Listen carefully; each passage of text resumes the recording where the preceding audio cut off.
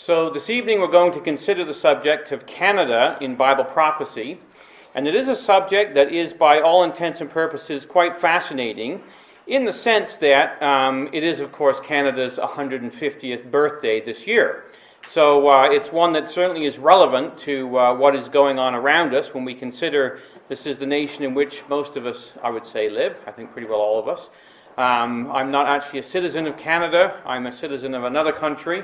But I've lived here for at least 35 years.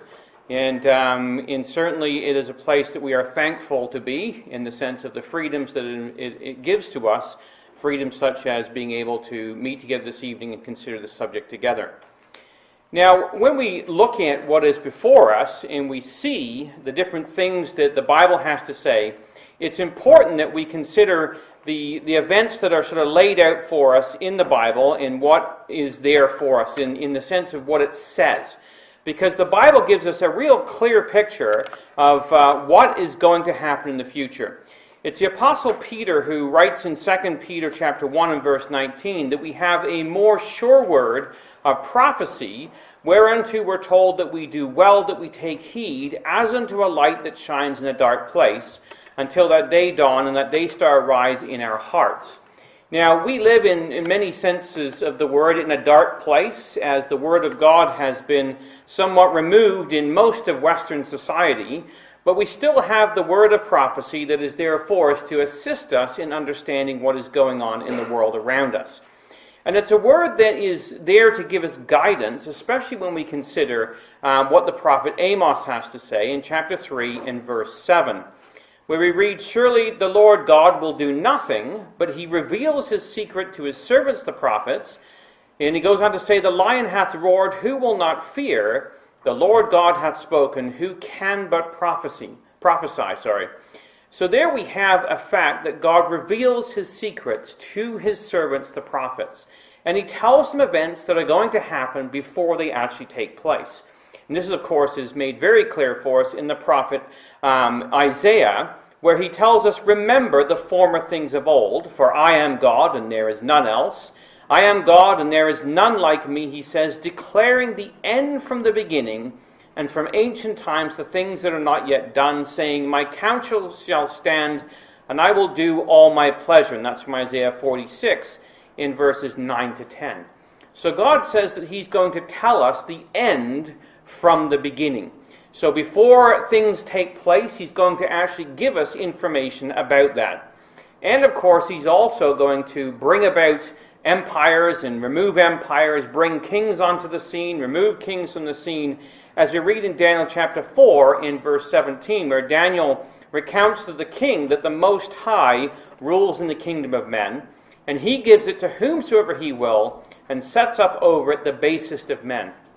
So whatever kingdom or dominion we live in, it's the Most High that rules over it, and he sets over it whosoever he wills, and sets up over it the basest of men. So when we look at Canada, and we look at the government that we're under, and sometimes we like to complain about different things that go on, we must understand that it is God who sets up the rulers, and they're there for a purpose. We might not always know it, we might not always see it, but quite often it's after the fact that these things become clear to us. So when we look at God and we look at the nations, he puts a challenge out there to the nations. He says to us, continuing on in Isaiah, he says in chapter 43 and verse 9, "Let the nations be gathered together, let the people be assembled. Who among them can declare this and show us former things? Let them bring forth their witnesses that they may be justified, or let them hear and say, it is truth." So that's God's challenge to the world around. He says, bring forth your witnesses. You tell me the things that are going to take place.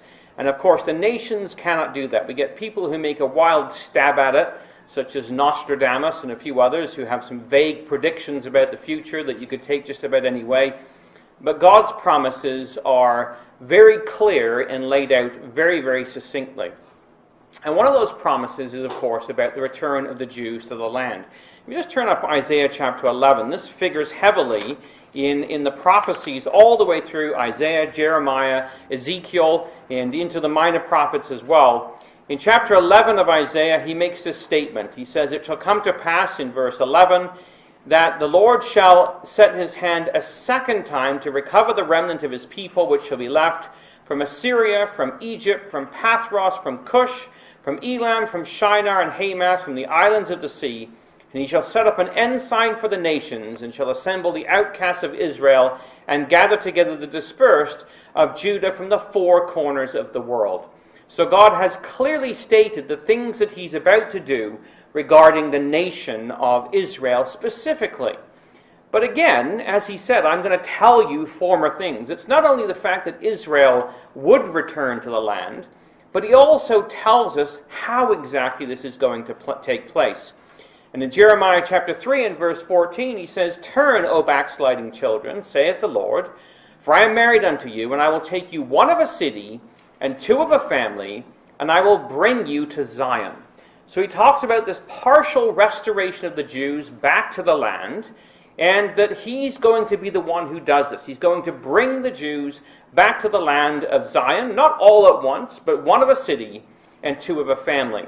A gradual process that would take place over a period of time.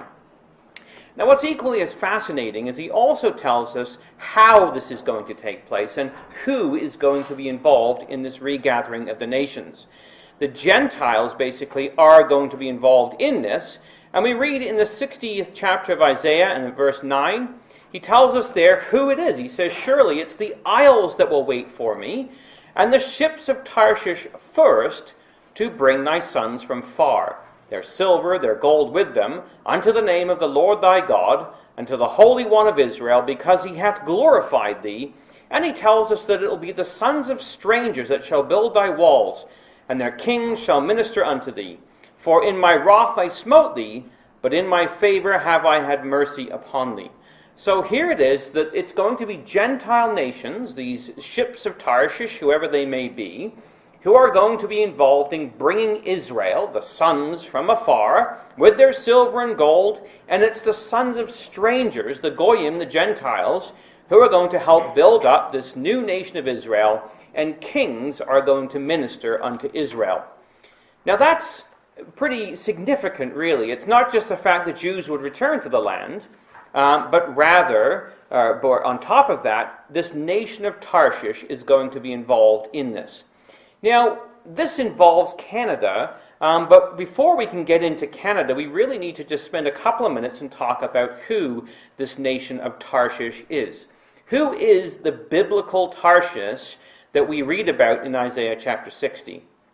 Now, the nice thing about the scriptures is, of course, that they give us lots of information. And we have, throughout the prophets, mention made of this nation elsewhere as well. So we have Ezekiel chapter 37, which is the mercantile nations all described for us. And they talk about there the ones that trade with the nation, the ancient Phoenician nation of Tyre. And it talks about this nation of Tarshish, which is a merchant that deals with them by reason of the multitude of all kinds of riches. With silver, iron, tin, and lead, they traded in thy fairs, which of course is their wares. So these are the things that the Tarshish nations bring to the table. They are silver, iron, tin, and lead, and that's what they're going to bring. And so when we consider this nation, they are called a merchant, and the word there means basically a sakar, which means to go around, to travel about a country specifically for the purpose and the sake of traffic or trade. So we would call them today the traveling salesperson. That's what the merchants of Tarshish would be. And here is a depiction of some of these Phoenician mariners as they go about doing exactly this, trading all over the world.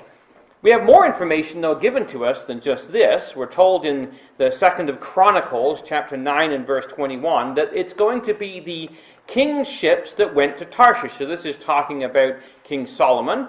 With the servants of Hiram, every 3 years, once came the ships of Tarshish, bringing gold, silver, ivory, apes, and peacocks. And so there were these Phoenicians, basically, who would circumnavigate Africa, and they would bring all these different items back with them, and it would take about a 3-year journey to do this. So this is in the record of Chronicles. So when we look at Tarshish, it's a nation that trades in tin and lead and all these other things, but also silver, ivory, gold, apes, and peacocks. So quite a bit of information in the Bible, so to speak. Also in Ezekiel chapter 27, we won't read this whole passage, but just pick out the mariner side of this, that they are merchants in the market. They travel through the seas. They have rowers that row on the great waves.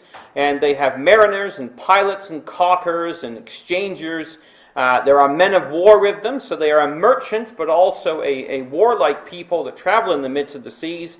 They have oars and they have mariners, basically, that pilot their ships throughout the great sea. So this is the depiction that's given in Ezekiel of whoever this mercantile people of Tarshish is. And one other little clue for us is, of course, in Jonah chapter 1, in verse 3, we're told there that when Jonah fled to Tarshish, he went down, of course, to the port city of Joppa, which is on the coast of Israel to the west, and he found a ship going to Tarshish. So he went to the west, basically, to find this country of Tarshish. So when we put together all those different facts, so to speak, of what this nation is, we have this summary that's been given to us. It's a Gentile nation located in the Isles of the Gentiles, who traded with Tyre, a Phoenician nation in origin. It's a merchant power, also military. It trades in things like iron and tin and lead, silver, gold, ivory, apes, and peacocks. It's a maritime power, and it's to the west of Israel. And it really is an entirely other subject, but just to kind of pick up on what a couple of historians tell us, this is Herodotus, who wrote around 100 years or so after Ezekiel. He says basically that there is this island that is to the west, which is called the Cassiterites, or the Tin Islands. So he identified some nation way out to the west of the Mediterranean, which had this place called the Cassiterite, or the Tin Islands. And another historian, but also a well-known man, Julius Caesar, an emperor, in his book, The Gallic Wars, tells us basically that he was familiar with this Cassiterite or Tin Island people, and he associates it with the Britons in his book called The Gallic Wars. And one other one, a little bit more recent, only a few hundred years ago, 1651, a man named Samuel Bocart, who wrote a geography, and he relates that Britain is the name given to this island by the Phoenicians. They were trafficked hither for tin, calling it Baratonac, or the land of tin, and which basically became Britannia in years later on. So all of these historians and this biblical narrative kind of point towards Britain as being this Tarshish nation. But remember, the reason we're interested in Tarshish is because it tells us in the Bible, in Isaiah 60, that it's the ships of Tarshish that would be involved in bringing the sons of Israel from afar back to the land. So looking at these passages of Isaiah 60, and the ones we've looked at in Chronicles and Kings and Ezekiel and so on, and reading what the historians had to say, a man named John Thomas, who wrote a book called Elpis Israel back in 1848, basically reflecting on this, said, "I know not whether the men who at present contrive the foreign policy of Britain entertain the idea of assuming sovereignty of the Holy Land and of promoting its colonization by the Jews." He says, I don't know if this is on their books, this is something that they've been thinking about, but he says it really doesn't matter. Their present intentions, however, have no importance one way or the other, because they will be compelled by events soon to happen to do what under existing circumstances heaven and earth combined could not move them to attempt. So he looked at these prophecies and these scriptures basically identifying this Tarshish nation, identified it as Britain, and said, well, if that's what the Bible said, then Britain has to be involved in bringing the Jews back to the land. And so he goes on to say that the finger of God has indicated a course to be pursued by Britain which cannot be evaded, and which her councillors will not only be willing but eager to adopt when the crisis comes upon them. The decree has long since gone forth, which calls upon the Lion of Tarshish to protect the Jews. Upwards of 1,000 years before the British were a nation, the prophet addressed them in as a power which at eventide should interest themselves on behalf of Israel. So here was the idea, basically, that Britain was to be involved in the bringing of the Jews back to the land. But just as a quick aside, there was a couple of other nations that were mentioned, Sheba and Dedan, in Ezekiel chapter 38 and verse 13 that we're going to look at shortly. And in this passage, it tells us that Sheba, Dedan, along with these merchants of Tarshish and all the young lions, are going to be part of a confederacy at the time of the end, which is going to protest against the invasion of Russia, the land. And they're going to say, have you come to Russia and to the forces associated with it? Have you gathered your company to take a prey, to carry away silver and gold, to take away cattle and goods, and to take a great spoil? Now, what's interesting about Sheba and Dedan, if we look at them again, biblically, they are identified for us. It's Genesis chapter 25 that identify both Sheba and Dedan as being descendants of Abraham by his wife Keturah, who basically, we are told later on, would inhabit the area of Saudi Arabia. In fact, we're told in Isaiah chapter 21 and verse 13 that it's in Arabia that they would lodge these traveling companies of the Dedanim, or the Dedanites, basically. This is where they would be located. So Dedan is located in the area of Arabia. And elsewhere, of course, we read in Ezekiel chapter 27, the same chapter dealing with merchants, that Dedan would be a merchant in clothes for chariots. Arabia is identified there. The merchants of Sheba are there trading in spices and all precious stones of gold. And of course, we know that the queen of Sheba came to visit the king Solomon, and she brought with her many precious spices. And it's just a historical fact at this point that in Sheba, or in Yemen, the ancient ruins of Sheba have been located, ancient irrigation dams for spice production, and different temples. This is the Temple of the Moon that date back to that time. So just kind of pulling those pieces together, in the area of the Middle East, this is just an ancient map from the Turkish Empire times, we're basically given the idea that in Arabia would be both the nations of Sheba and Dedan, and these of course would be involved with these merchants of Tarshish. So we're talking about a power in the south, that part of which, the Tarshish power, would be involved in bringing the Jews back to the land, and of course other areas of it would be involved in this latter-day protest against the great king of the north. So you're probably wondering at this point in time, well, what's all this got to do with Canada? And of course, we have this great nation that we live in. If you know anything of the history of it, it wasn't always part of the British Empire. Long ago, of course, it was inhabited by the different tribes of the first Americans, as they would call them. But then the French came along, and it was King Louis XIV of France, basically, who would proclaim Canada as a province of the Kingdom of France in 1663. Now, this is the same guy, incidentally, who was the one who persecuted the Huguenots, who revoked the Edict of Nantes and brought great tribulation on Protestant Huguenots in Europe. And it was under his laws that only Roman Catholics would be allowed to inhabit the colony, the French colony in what would be today Quebec. And in fact, the first records of any Jews living in Canada are members of the British Army from the French Indian War around basically the 1750s. And it was in 1759 that one of the officers, a guy named Samuel Jacobs, is recorded as the first Jewish resident of Quebec, and consequently he would have been the first Canadian Jew. So before Britain took over, it was ruled by France, and at that point in time there wasn't exactly a happy connection between the Jewish people and the people of the book. But of course those would change, and today when we look at Canada, contrary to Louis' designs, Canada boasts a population of Jewish people of around 310,000 in 2010, that is, the bulk of which live exactly in this province in Ontario. So it's about 174,000 Jews live in the area of Ontario. But what has all this, again, got to do with prophecy? That's kind of a little bit on Canada's background. It began as a French sort of colony and then was taken over by the British.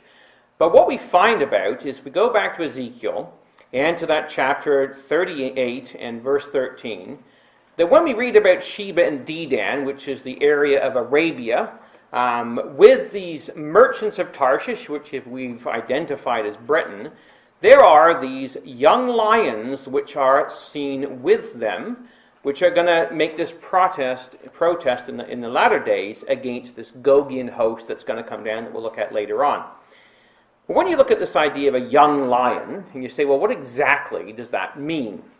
Well, if you look at a young lion, the word actually in Strong's is 3715. It's the word kafir, and it has the concept, basically, Gesenius tells us, of a young lion who's already weaned and has begun to go out and hunt by himself. So that's what the meaning of the word young lion is. And it comes up in Ezekiel chapter 39, verses 2 to 3, chapter 19, verses 2 to 3. This is where basically it talks about what is thy mother? A lioness. She lay down among lions. She nourished her whelps among young lions. She brought up one of her whelps.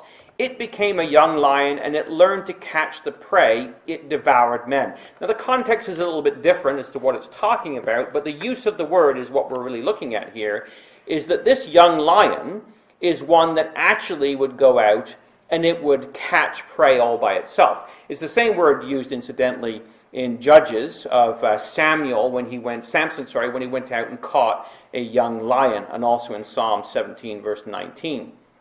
So this is a young lion who has left the lair, so to speak, left the den, and he's gone out independently and now hunts by himself. So he's no longer under his mother's care. He's not a pup anymore, or a little cub that's going to need its mother to help provide for it, or hunt for it even.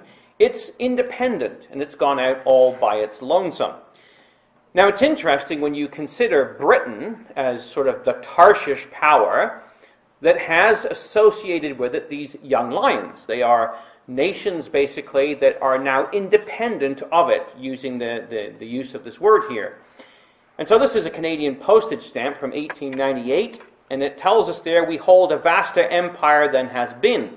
And of course, it used to be the saying that the sun never sets on the British Empire, because as it was setting on the empire in Britain, it was rising on it in Australia or Canada or into Asia, Africa, India, all across these areas the British Empire was involved.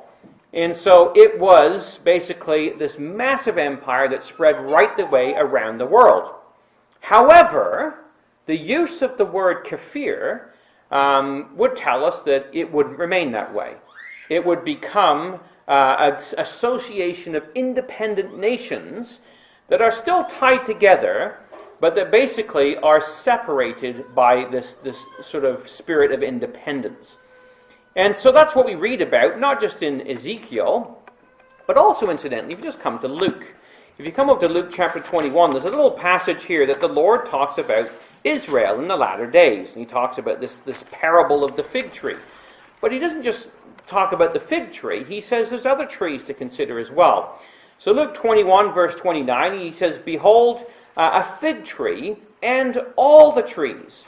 He says, when they now shoot forth, you see and know of your own selves that summer is now nigh at hand. So likewise ye, when you see these things come to pass, know ye that the kingdom of God is nigh at hand. And of course, we usually look at this passage in reference to Israel, the fig tree. When it shoots nigh once again, then the kingdom of God would be nigh at hand. But notice there that he doesn't just talk about the fig tree. There is also all the trees. There are other nations that would be independent, that would shoot forth. And it's interesting, we have at home this great long wall chart. It's about 16 panels long, and you can just kind of see it here. And this is giving you an idea of the nations, basically, as they are likened here. And you can see that, like in the beginning of time here, going back to the time of Queen Victoria, there were some nations, but then all of a sudden you have this explosion of many nations that come out of the few of the major, mostly European nations at the time and their different empires, following largely the Napoleonic Revolution. Well, just to kind of expand on this, if we look at the top here, we see there's Queen Victoria. We notice at the very top that the French Revolution, America actually broke out before the French Revolution, which is an interesting story in itself that we looked at a few weeks ago when Brother John spoke to us about that. But we also have here other nations that would have their independence: New Zealand, Canada, and Australia, South Africa, Ireland, and later on India. And so all these nations would basically gain their independence over a period of time from this mother lion, so to speak, of this great Tarshish power. And hence Canada's birthday that's being celebrated this year. It's 150 years from 1867 to 2017. So it gained its independence 150 years ago from the British Crown as an independent nation. It's been a process over a period of time, just like a young lion doesn't just leave the nest or the den all at once. It's a process that takes place, and that has been the way with Canada. In fact, we were in Charlottetown in Prince Edward Island, the place basically of Confederation, and this is the building where it all took place a few years back. And this is where the founding fathers of Canada came together, and they had this Act of Union, the British North America Act and its follow-ons from there, where they basically had their first constitution.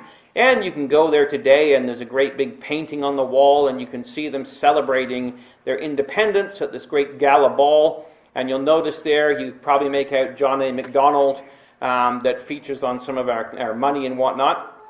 And this is the place where Canada achieved its, if you want to call it, young lion status. This is the room that is seen in many of the paintings. And we were there. It was a fairly long while ago, as you can tell by the age of my children there. But this is where this whole sort of scenario went down, and where Canada basically obtained its independence. And it's interesting that many of the nations, basically, of the empire gained their independence in around this time, and basically leading on from there. There's a map of the Commonwealth, so to speak. And you can see at one point in time, you even got America involved in this as well. And so it was in 1776 that the Americans basically gained their independence, followed by Canada in 1867.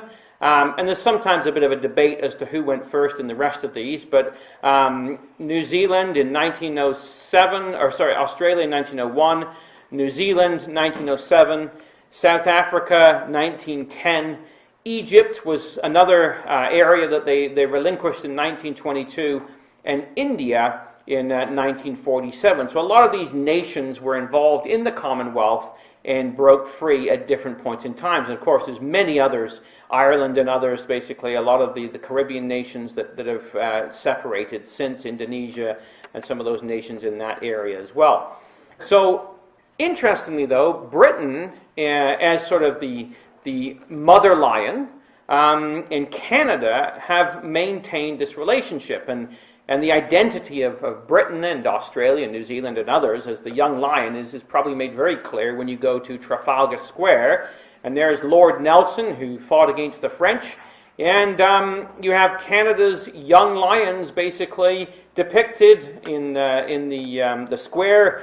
The great big lion itself there, a World War II medal with the lion going out to fight, the lion on the heraldic shield of Canada, all these things that kind of tie it together with the symbology that's there for us in Ezekiel and the picture that's given to us throughout the story of the Bible. It's interesting though, World War I is probably one of the places where it's the most commonly seen. When the British put out that famous poster of the Empire Needs Men, and answering the call, we've got Australia, Canada, India, New Zealand, helped by the young lions. The old lion defends his foes. Enlist now, which is very interesting because, in completely unaware of what the Bible has to say in Ezekiel chapter 38, they've drawn on this imagery, and no doubt the angels were at work in helping us in making these identifications by using this imagery, as often nations do, and identifying with it.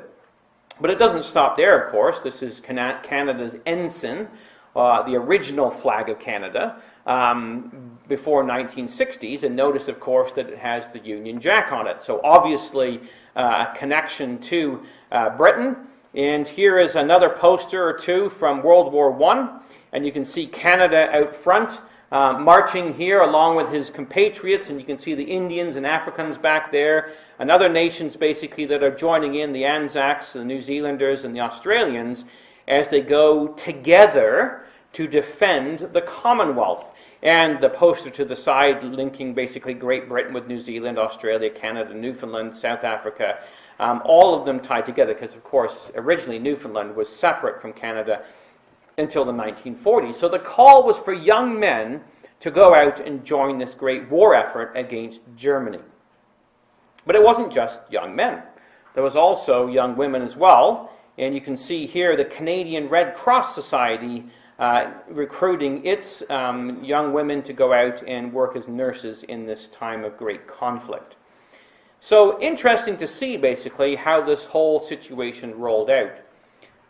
But another subject, but one that sort of, while we're just considering this, is worthwhile thinking about, is that when this great call to join the empire went out, the Military Service Act from Canada, and this is a poster from Canada, required every unmarried man of military age, not exempted or exempted under the Act, could choose one of two courses.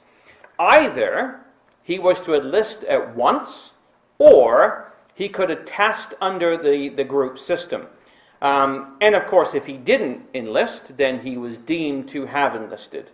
If he didn't go for exemption, then he was basically said to have been enlisted. So it's interesting that, the deadline is tomorrow, Thursday, March the 2nd, that you have to have your exemption in by. And if you didn't attest it, then you were automatically enrolled in the armed forces. And that's just something to think about when we consider the day and age in which we live. Should there be a war, it's not a question of sitting it out. You had to make a choice. Either you're in the army, or you have to go to court and attest your conscientious objector status. There was no sort of sitting on the fence and waiting in between. So it's well worth thinking about where we are in our own lives. Should anything happen again, no doubt a similar situation would be faced, although with feminism today, it wouldn't just be the young men fighting on the front lines, it would be the young women as well. And the ages basically began at sort of that 18 to 40, but of course, as the war rolled on, the ages became older and older. So this is just an aside, another subject altogether. But interesting that Canada actually played a large role in World War I, and sometimes there's a little bit of history that has passed by. Here's another recruiting poster, a Canadian recruiting poster, but you'll notice that it's not written in English. It's actually written in Hebrew, because this is a recruitment poster for the Canadian Jewish Legion.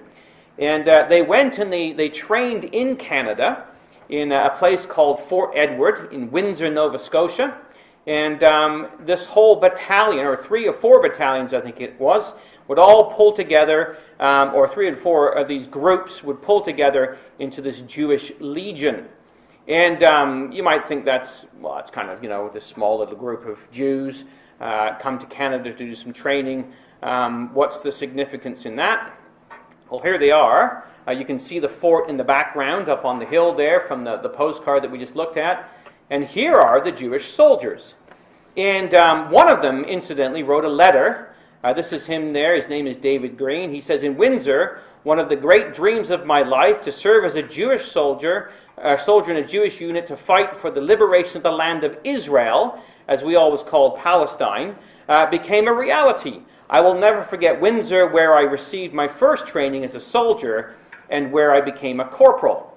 Now, you might not recognize David Green, but his name later on in life was David Ben-Gurion. He was the first Prime Minister of Israel, who came to Canada and trained with a whole bunch of other Jews in this Jewish Legion, and then went to the land of Israel, as they called it, Palestine as the other nations called it, to fight for liberation of this land. So Canada was very much involved in this whole situation. But we want to just switch gears for a moment and come back to the prophecies regarding what's to happen in the latter days, because that's what God had told us he would do, tell us the end from the beginning. So come, if you would, to Daniel, chapter 11. In Daniel chapter 11 and Ezekiel chapter 38 are the two prophecies we're going to look at tonight. Spend a little bit of time in each. And it's really a story about a king of the north and the king of the south that we read about in Daniel chapter 11 and at verse 40. Now, this isn't the American Civil War where we have north and south. This is north and south in relation to the land of Israel. And so we read in Daniel chapter 11 verse 40, "At the time of the end shall the king of the south push at somebody called him," and that him is the Turkish Empire, which was resident in the land at the time of the end, basically, that the writer is here talking about. So Daniel basically sees the targeting by this group called the king of the south against this group that is the him, and later on we'll talk about the king of the north.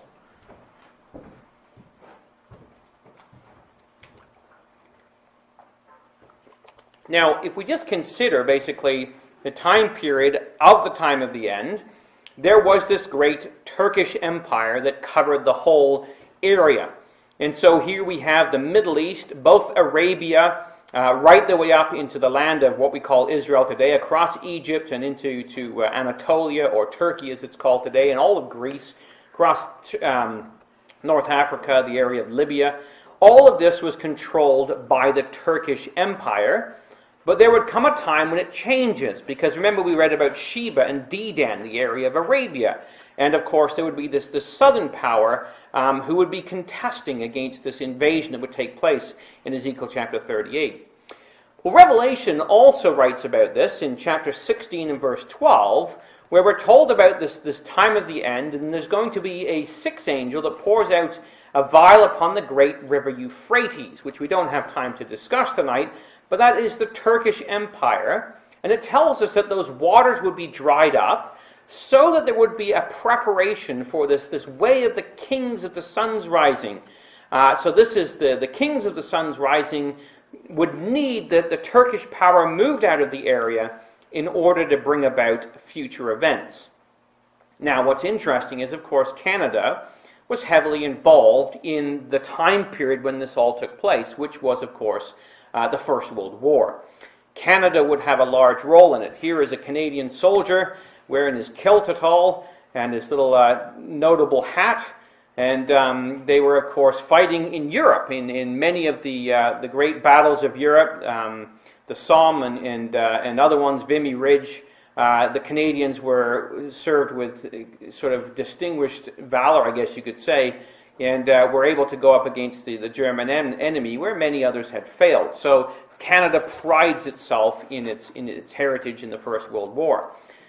The problem was, though, the whole war got bogged down in these trenches that they fought in, and so a young man who was involved in the War Office in Britain, planning basically what would happen, the First Lord of the Admiralty, a man named Winston Churchill, came up with this idea of the Gallipoli campaign, which they would open up another front against the Turks. And, of course, it was put into the hands of a man named Kitchener, who, from many accounts, blew the whole campaign. But really, you can't blame Kitchener or Churchill for the failure in the area of Gallipoli, which was Turkey, because it wasn't in God's plan. It was a disaster. Some 30,000 soldiers would die in this campaign. But God had other plans. They needed to open a second front, yes, but if they took Turkey right in the area of Turkey, it still left Palestine, quote unquote, as an occupied land. And so it was that they had to look for another way. So we have men like Lawrence of Arabia, of great fame, who would unite the Arabs and basically push up from the south, coming up from Mecca and Medina and the Red Sea area, and would push the Ottoman Turks up north, basically, to Damascus, and of course, Allenby and others would join in with them. Canada and its troops were largely involved, though, in the Western Front, and up in Russia. They kind of put them in areas where they thought they'd be more used to it, so the Aussies and the New Zealanders ended up in the baking heat of the Sinai and of Egypt, and the Indian troops with them as well. Mostly Canada was involved in fighting in Russia and on the Western Front. But a group of Canucks were railroad builders, because of course there are lots of railroads all across Canada. So they became involved in the light rail contingent that went to the Middle East to help to build railroads all through the area that would basically attribute to the war effort there, so they could move machinery much quicker into the area that was needed. So Allenby basically would conscript these men to go work with them, or to bring them along in this campaign in the area of the Middle East. So mostly it would have been the New Zealanders, the Anzacs, and the Indians under British command, but Canada was also involved in this as well. And of course we know the story that it would be in 1917, as they were making a move towards Jerusalem, that General Allenby would be moving up that area. But we have, of course, Balfour and the famous Balfour Declaration, 1917, so over 100 plus years ago, and they would make this homeland for the Jewish people in Palestine. And it was the result of the effort of all these nations that were involved with the merchants of Tarshish and all the young lions thereof that this would take place. And Allenby, of course, would march into Jerusalem about a month later in December 1917, fulfilling basically what had been written about in Revelation 16, the drying up of the river Euphrates. And it would change the face of the Middle East. That Ottoman Empire would see the Brits first move into the area of Egypt and push the Ottomans out of there, then into the area of Sinai in the campaigns of Allenby and others. They came up from the Mesopotamia, literally drying up the river Euphrates, up the Euphrates River and the Tigris. They got kind of bogged down there as well, so they had to then come up from the south, and they came up basically through the area of Palestine. They took out Medina, Mecca, the Arabian Peninsula, what we know as Jordan today, and eventually all the areas to the north was overrun by the joint Allied powers. So between 1915 and 1919, Britain conquered all this area of the Middle East, pushing the Turks, the Euphratean power, out of the area, and of course creating in its wake, in a few years, many more independent nations. Very interesting that, we talked about Canada and the nations that were involved up in the top there, the independence that would come from that, but it would be also paralleled down in the Middle East, where you had all these independent nations that would come out of the Ottoman Empire, the different ones that basically would split out after this fact as well. So remember the Lord's words, consider the fig tree and all the trees. So out of this, following the British and the French dividing the Middle East up amongst themselves, you would have Egypt would achieve its independence in 1922, and then we would have basically following that Iraq in 1932, Syria 1936, Lebanon 1943, Jordan 1946, and then of course most significantly following this would be Israel in 1948. So involved in all of this is basically the hand of God and the angels in using nations like Canada and Britain and Australia and New Zealand in clearing the Middle East of this Ottoman Turk power, and then clearing out of the Middle East, so to speak, and allowing basically these nations to become independent.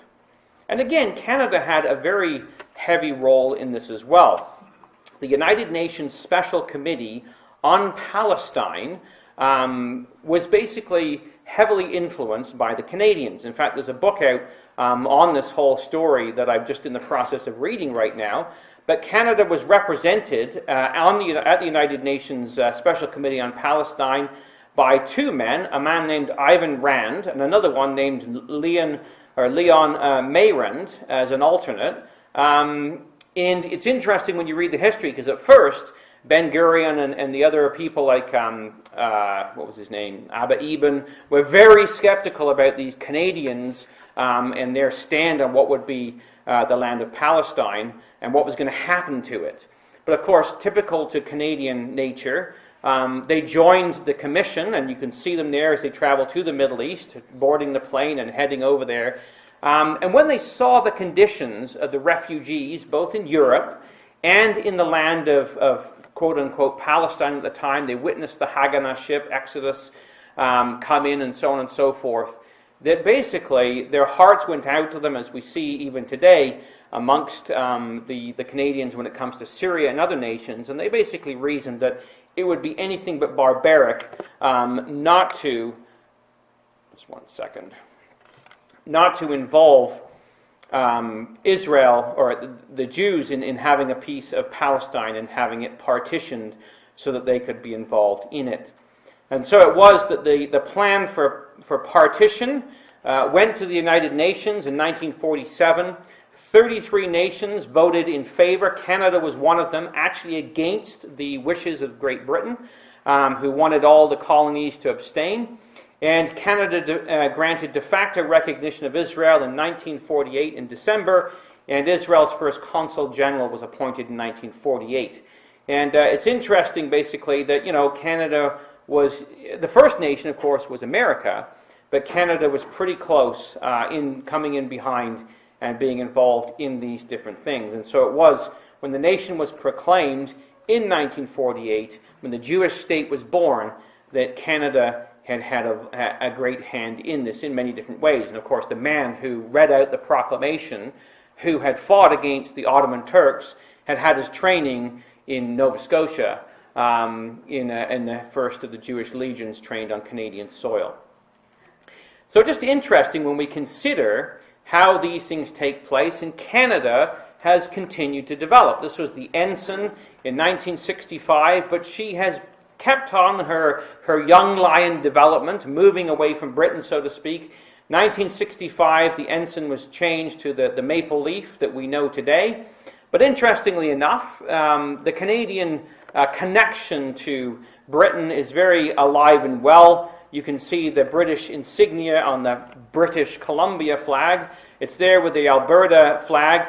Saskatchewan has the lion. Manitoba, the ensign as well as Ontario, the province we live in, does. And then, of course, Prince Edward Island, New Brunswick, and Nova Scotia all carry the British lion on them as well, as part of their insignia. And so it was things would move ahead. 1982, which was actually the year after we moved to Canada, that basically you would have the arrival of the Queen in Canada, who would sign the papers basically for Canada to achieve basically its independence completely from Britain, in that they didn't have to have laws now, or changes to the Constitution, I should say, go back to Britain for royal assent. So when the Queen came and signed these things over, that was the end of the monarch's power, so to speak, over the Canadian government to change its own constitution. It had been independent since 1867, but with the signing of this document, it now gained a new level of independence, and of course Canada has sort of moved on from there. Has retained, though, of course, if you look on the back of any of your coins, the Queen as its head of state. Now, Canada has had ups and downs when it comes to the nation of Israel. Probably one of its greatest ups was under this man, Stephen Harper, who was probably the best friend of Israel Canada has produced as far as world leaders go. And when he went to Israel, as we've talked about in different classes, he was certainly greeted there with great sort of fervor, and his comments were very, very close to Israel. Of course, no politician lasts forever. The Most High does rule in the kingdoms of men and brings about other people. So now we have a new prime minister, this man Trudeau, who is the son of Pierre Elliott Trudeau, who signed the agreement with the Queen. He's the new kid in town. And only time will tell how things go with Justin Trudeau. But what's interesting is what the news has been reporting about his policies regarding Israel. When he came on board, he had a foreign minister named Stéphane Dion. However, the opposition party, the NDP, has been most upset with Trudeau. This is an article written in sort of criticism of Trudeau, saying that basically Trudeau has continued Harper's policies on Israel. And this was December of 2016. He says the government's policy towards Israel and Palestine, as articulated by the Governor General's visit, just happens to be identical with the old government's policy. Canada may be back in the Middle East, but it's Stephen Harper's Canada that is back, says this article in the Globe and Mail. So the NDP not very happy with the policies that Trudeau has put in place so far. Interestingly, too, that there have been calls for Canada to end its double standard that basically has been put in place regarding Israeli settlements, calling them illegal. And this writer, this is just January of 2017, the 31st, just a month ago, he says, the time has come for Canada to change our position to align with Canadian basic values, equally important with international law. And he goes through this great legal argument, but basically says that Canada cannot deny the idea of Jews living in the area of the West Bank and around Jerusalem, based on the fact that this land was taken as a result of Arab aggression, and Canada has recognized other areas throughout the world under the same pretense. So basically, it's a hypocrite, is what the writer says, and it's time for Canada to own up to this.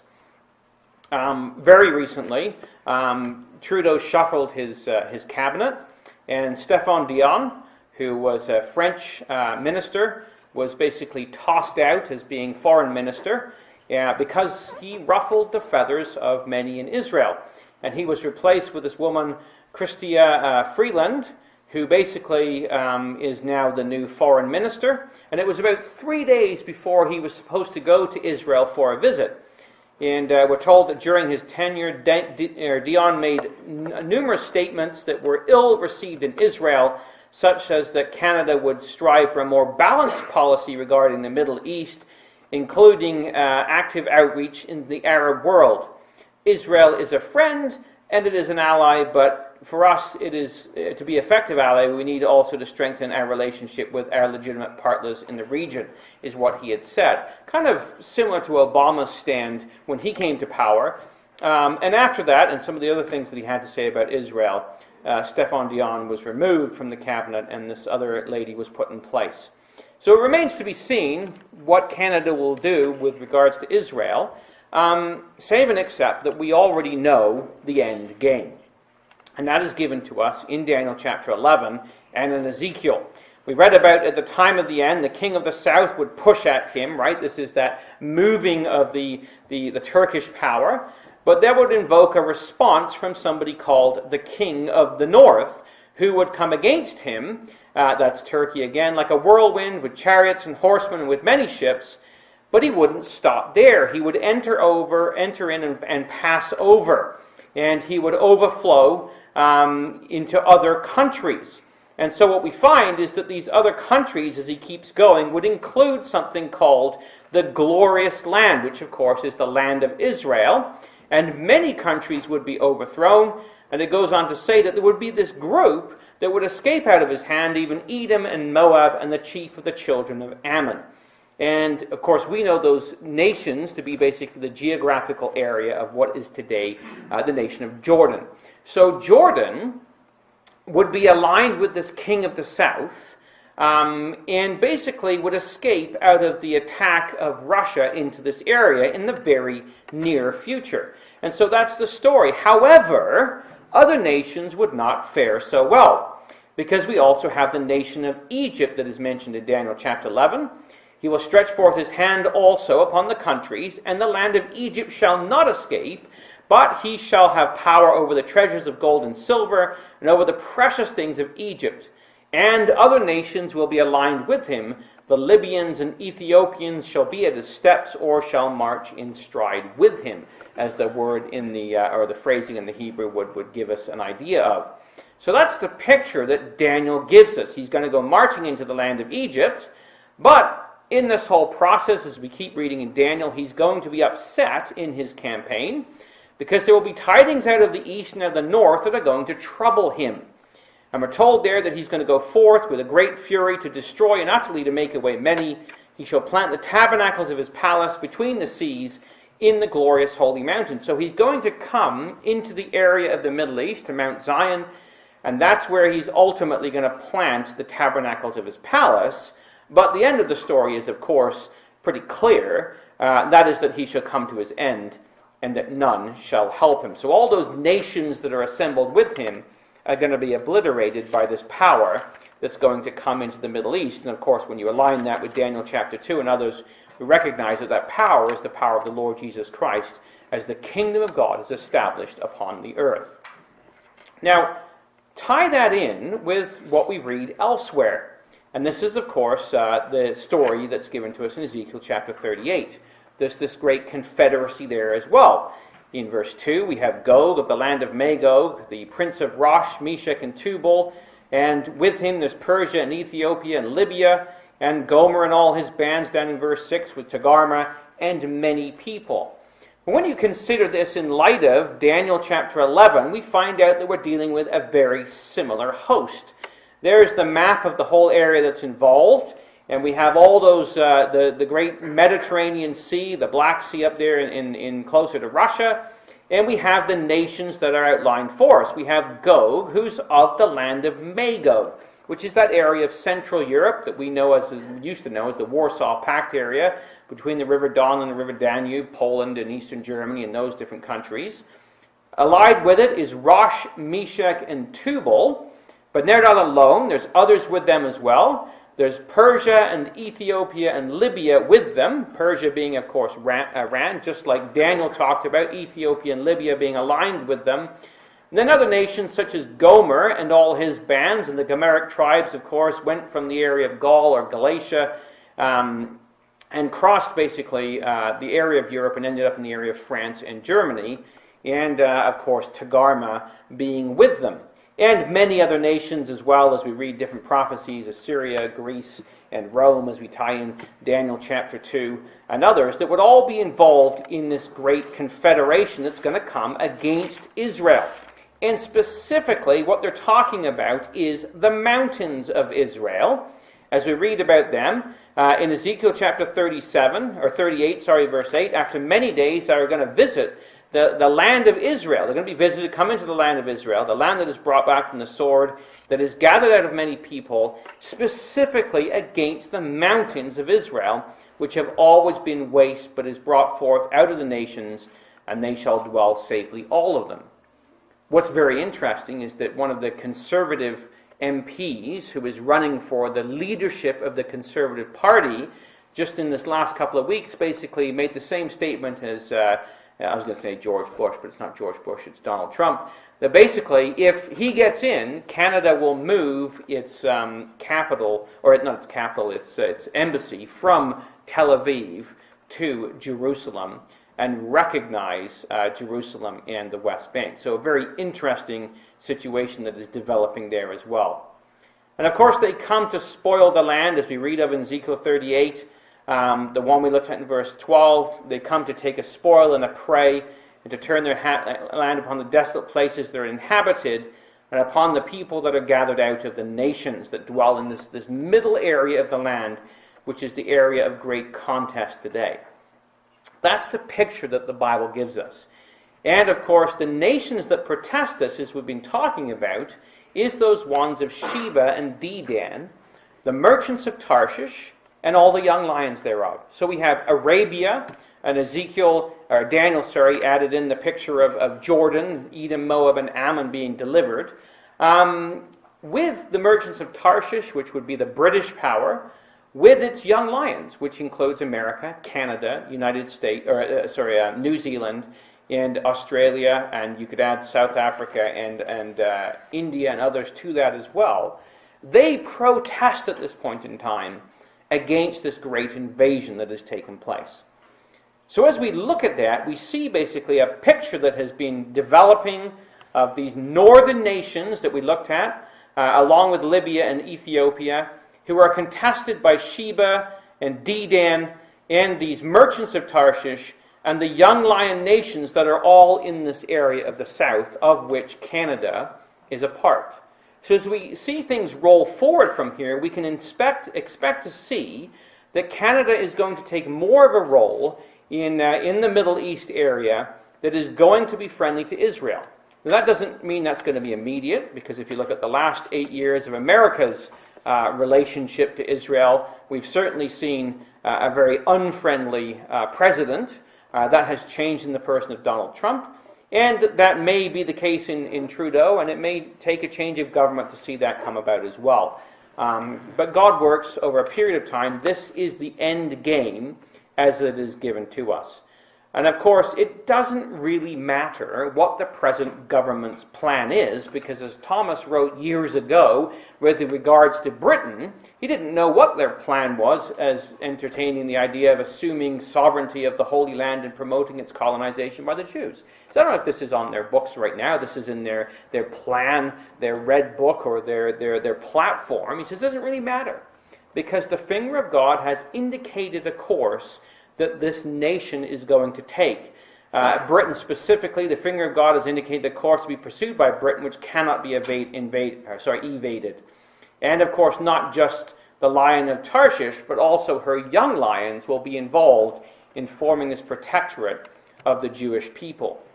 So looking back into history, as we see the hand of God has dictated who these nations are, but also basically in the future they will be involved in the Middle East area. They will involve themselves in world politics.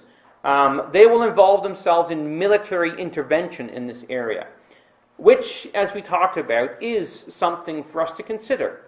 Because those of us who live in this country, quite often the Americans joke about Canada and its army and this and that and the other, and we can fit our entire navy, including all the land personnel, on one aircraft carrier for Canada, which is interesting. But the point is this: if there is a war, and there will be, and Canada does involve itself, and it will, and at what point in time we're taken away, we pray that it is before that.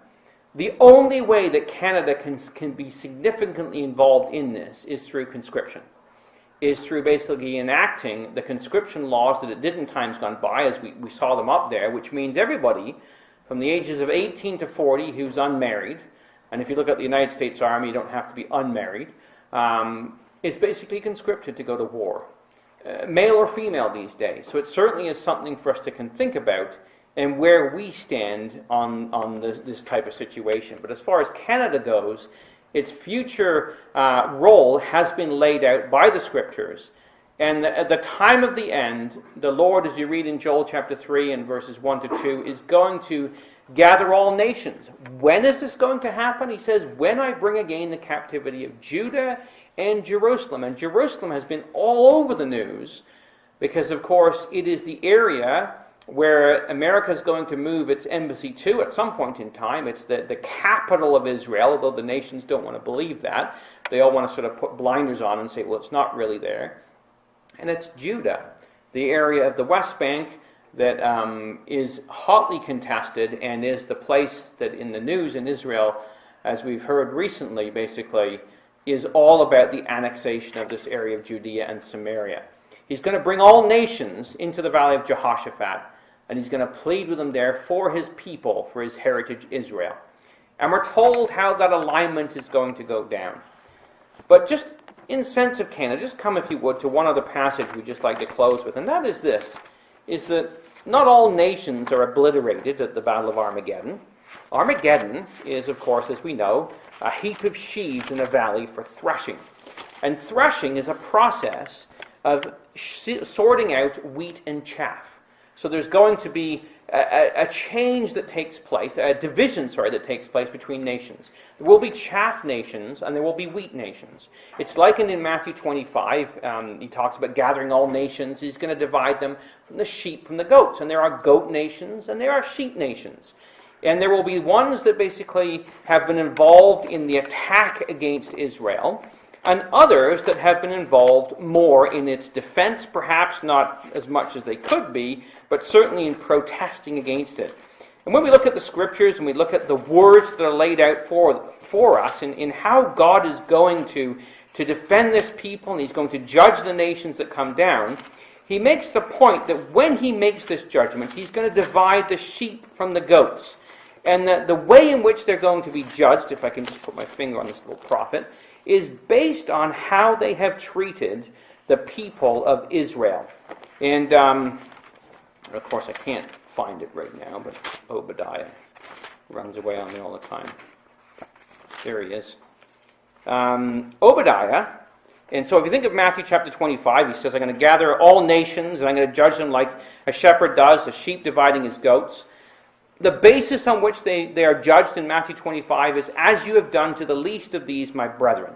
And of course, we know that the principles there are universal. They apply to how we treat one another. But it specifically is regarding how they have treated Israel. And if you look at Obadiah, in verse 15, we're told the basis on which nations will be judged. It says, "For the day of Yahweh is near upon all the nations. As thou hast done, it shall be done to thee. Thy reward shall return upon thine own head." So how nations have treated the nation of Israel is how they're going to be judged. Should we be surprised at that? Absolutely not. In Genesis we read, "I will bless them that bless thee and curse them that curse thee," right in Genesis chapter 12. And so it is, there will be nations that go into the kingdom age, Gentile nations that exist, and Gentile nations that don't. And in Psalm 72, we read of some of the nations that go in. We read there in verse 1, give the king thy judgments, O God, and righteousness to the king's son." So this is talking about the Lord Jesus Christ. He will be established on his throne in Jerusalem. And we read there about kings of Tarshish and of the isles shall bring presents. The kings of Sheba and Seba shall offer gifts. All kings will fall down before him, and all nations shall serve him. So we believe, of course, that Canada will bow its knee, will bow the knee to the Lord Jesus Christ in that day, as this prophecy tells us, because those nations of Tarshish will bring their presents, and those of the isles, and also Sheba and Seba, the area of Arabia, and they will fall down before him, and they will serve him. And they will go on into the kingdom age, and will be ruled over by the saints, and as they have done, it will be done to them. But the nations who do not such, and who come against Jerusalem to battle, will be destroyed as the chaff is burned up. So that is our look at Canada and Bible prophecy, and there's plenty of other areas we could go with this. Suffice it to say that the hand of God has been involved with this nation throughout history in bringing it into his use and into his service, as the Most High rules in the kingdom of men and has used this nation and will continue to do so in the future. And we can thank our God that we have the privilege of living in a country like this that allows us the freedom to meet in the way that we do and to worship our God in the way that we do. And we should use that privilege to its utmost advantage to take the time to speak to those around us the word of truth while we have the opportunity.